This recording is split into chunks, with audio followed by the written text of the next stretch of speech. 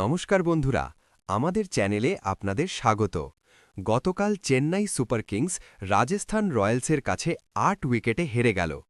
আজকে আমরা আলোচনা করব গতকালের চেন্নাই বনাম রাজস্থানের এই চমকে দেওয়া ম্যাচ নিয়ে। প্রথমে ব্যাট করে চেন্নাই সুপার কিংস তুলতে পারল মাত্র ১২৭ রান। সঞ্জু স্যামসন ৬, ঋতুরাজ গাইকোয়াড় ৬, শিবম দুবে ৬। প্রথম সারির কোনো ব্যাটারি আজ ক্রিজে দাঁড়াতে পারেনি।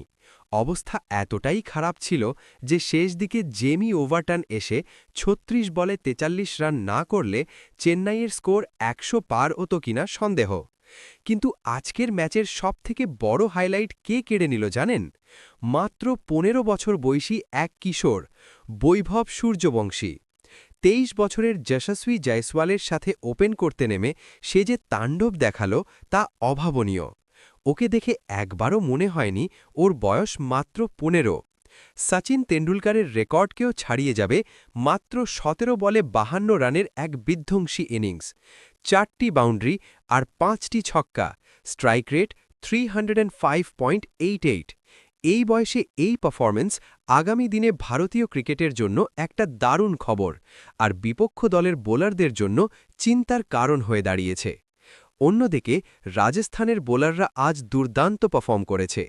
জফরা আর্চার ৪ ওভারে মাত্র ১৯ রান দিয়ে ২টো উইকেট নিয়েছেন, তবে ৪ ওভারে ২৬ রান দিয়ে ২ উইকেট তুলে নিয়ে প্লেয়ার অফ দ্য ম্যাচ হয়েছেন নান্দ্রে বার্গার। ১২৮ রানের টার্গেট রাজস্থান মাত্র ১২ ওভার ১ বলে ৮ উইকেট হাতে রেখেই তুলে নেয়।